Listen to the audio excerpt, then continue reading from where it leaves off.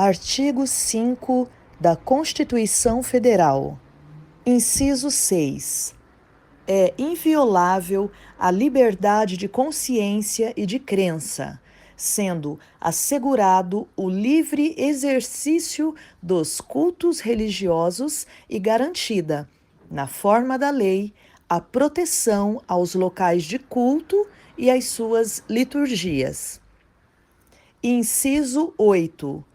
Ninguém será privado de direitos por motivo de crença religiosa ou de convicção filosófica ou política, salvo se as invocar para eximir-se de obrigação legal a todos imposta e recusar-se a cumprir prestação alternativa fixada em lei. Felizes os que choram, pois serão consolados. Esse choro aqui, a gente já vai finalizar aqui. Esse choro não é um choro de lágrimas, sabe? Você pega e você chora e escorre uma lágrima, aí fala, poxa, felizes os que choram, pois serão consolados. Não esse tipo de choro. A palavra choro aqui é um lamento, mas um lamento num sentido, tá? Num certo sentido, não é numa lamentação, em qualquer tipo de lamentação. Né? Felizes os que lamentam, por quê? Porque perdeu um parente, porque perdeu um cachorro, algo do tipo. Não tô falando que você não pode ficar triste com isso, nem que você não pode chorar com isso, tá? Não estou dizendo isso. Mas não é esse tipo de lamento, não é esse tipo de tristeza. É uma tristeza, um lamento em específico. E a gente vai entender em relação ao quê? Felizes os que choram, pois serão consolados. Felizes os que choram, os que lamentam. Que lamento é esse? Esse é um lamento em relação ao pecado. Porque o pecado, a gente já lê alguns versículos aqui, ele tem dois caminhos, tá? Em relação ao pecado. Vou até ler um versículo aqui do primeiro caminho do pecado que eu quero falar, e quero falar também do segundo caminho. O primeiro caminho do pecado, não é só esse versículo que fala sobre isso, tem outros versículos que falam sobre isso também, mas eu quero ler um que fica em Filipenses 3,19, que diz assim: o destino deles é a perdição, o Deus deles é o estômago, e eles se gloriam de coisas que deveriam se envergonhar. Só pensam em coisas terrenas.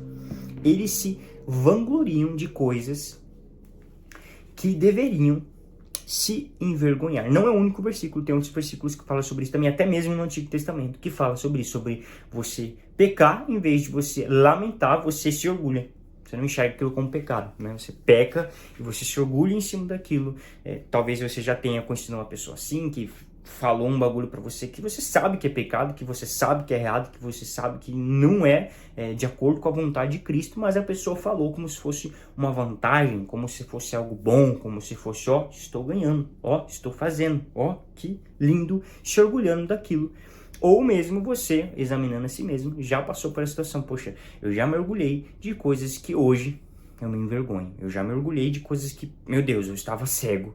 Eu já me orgulhei de coisas que não era para eu me orgulhar. Então, vamos lá. O pecado, ele tem dois caminhos. Esse caminho que você se orgulha. Você não vê como pecado. Você não vê como erro, você não vê como falha. Você se orgulha dos seus pecados. Esse é o caminho. Ou seja, não há lamento aqui. Zero lamento. Não há lamento. Você vai lamentar pelo quê? E também não há consolo. Se não há lamento, não há consolo. Se você não se lamenta pelos seus pecados, você não é consolado por Cristo. Então, não há lamento, não há consolo. Existe o outro caminho. O outro caminho que a gente vai ler aqui, um versículo. Eu separei alguns versículos que falam sobre esse caminho, que falam sobre o lamento. Esse choro, a palavra que choro é lamento. Então, não é lágrima em si, é o lamento real. Só Deus sabe, tá? É você e Cristo, você e Deus. Não é eu chorei, pronto, esse é o lamento. Não, é um lamento real. É você reconhecer os seus pecados e falar, eu sou um pecador, eu não mereço nada, nada. Mas existe um Cristo. Vamos lá. Lucas 18, 9, 14. Lucas 18, 9 ao 14 diz assim: há alguns que confiavam na sua própria justiça e desprezavam os outros. E Jesus contou esta parábola. 2 homens subiram ao templo para orar. Um era fariseu e o outro era publicano. O fariseu em pé orava no íntimo: Deus, eu te agradeço. É até engraçado isso, gente, mas isso é real, tá? Não é pra ser engraçado, não. Deus, eu te agradeço porque eu não sou como os outros homens, ladrões, injustos, adúlteros, nem mesmo como este publicano.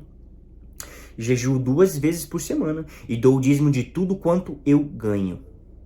O publicano, porém, você viu que nessa oração não há lamento algum?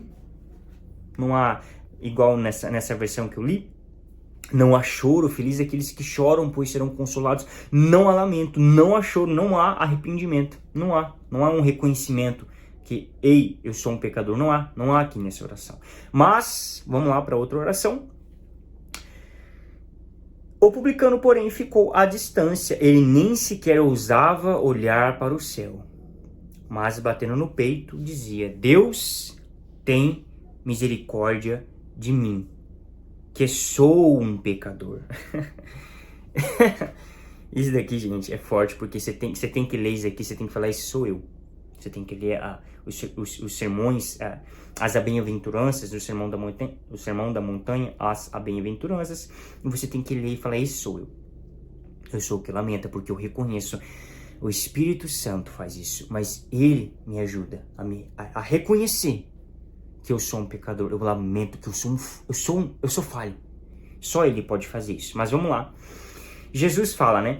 Eu digo que este homem, não outro, foi para casa justificado diante de Deus, pois todo aquele que se exalta será humilhado, e todo aquele que se humilha será exaltado. Todo aquele que se humilha, tá? Diferente do texto que as pessoas normalmente pregam de forma errada, que os humilhados serão exaltados. Não tá na Bíblia isso, tá? É o que se humilha, tá? E tem um sentido também, aquele que se humilha. Então, esquece essa frase: os humilhados serão exaltados. Mas não é a palavra de hoje. Eu quero ler outros versículos que falam sobre isso também, sobre o lamento.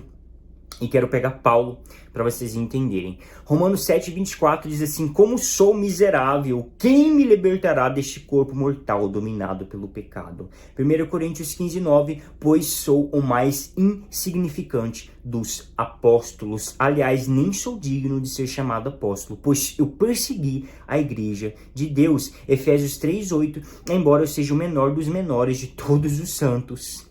Embora eu seja o menor dos menores de todos os santos, foi-me dada esta graça de anunciar aos gentios as insondáveis riquezas de Cristo. 1 Timóteo 1,15, esta é uma afirmação digna de confiança, e todos devem aceitá-la. Cristo Jesus veio ao mundo para salvar os pecadores, e eu sou o pior de todos. O que eu quero dizer com todos esses versículos? O que o Espírito Santo quer fazer você compreender em tudo isso? O lamento, o choro, nunca pode abandonar um cristão, nunca. Até o último momento da sua vida, você que está vendo isso, que você tem 80 anos, vou dar um exemplo, 90, não sei. Você nunca pode perder isso. Você nunca pode perder esse: eu sou um pecador. Eu sei quem eu sou. Cristo me transformou, sim, Cristo fez muita coisa em mim, mas eu sei o que eu sou sem Ele. Se não fosse Ele, se não fosse Ele em minha vida, mudando, restaurando, transformando, guiando, direcionando, me capacitando, me fortalecendo, eu sei quem eu sou. Isso você nunca pode perder. Felizes os que lamentam, pois esses serão consolados. O que lamenta será consolado. Aquele que é cheio de si, não tem erro, não tem pecado, não tem falha, por que vai receber o consolo de Cristo? É até mesmo um paradoxo, né? Porque o paradoxo do pecado. Aquele que vive no pecado não enxerga. E aquele que não vive no pecado reconhece o quão pecador é. Olha que interessante isso. Você, cristão, tem que ser assim. Uma pessoa que não vive no pecado, tá? Diferente de uma pessoa do mundo que vive no pecado. Uma pessoa do mundo, ela vive no pecado. Ela vive no pecado, mas ela não enxerga. Ela não vê. É algo espiritual. Ela não enxerga. Alimenta o pecado, não vê. E vive nele. Mas o cristão verdadeiro, não vive no pecado. Mas ele enxerga o quão pecador ele é. Tem mesmo um paradoxo. Aquele que vive não enxerga, e aquele que não vive enxerga o quão pecador é. Você nunca pode perder isso. Eu, como cristão, nunca. Nós, como cristãos, como a família, como igreja, nunca podemos perder essa visão, sabe? A gente nunca pode estar cego. A gente tem que olhar para nós mesmos, examinar nós mesmos e entender ter esse choro, ter esse lamento. Eu sou um pecador. Reconhecer. Assim como a primeira bem-aventurança. Sou um necessitado da graça. E essa segunda, eu lamento, porque eu sou um pecador. Eu lamento, eu choro. E eu sou consolado por Cristo Jesus. Eu sou um necessitado em todos os sentidos, em todas as áreas. Eu dependo do Espírito Santo.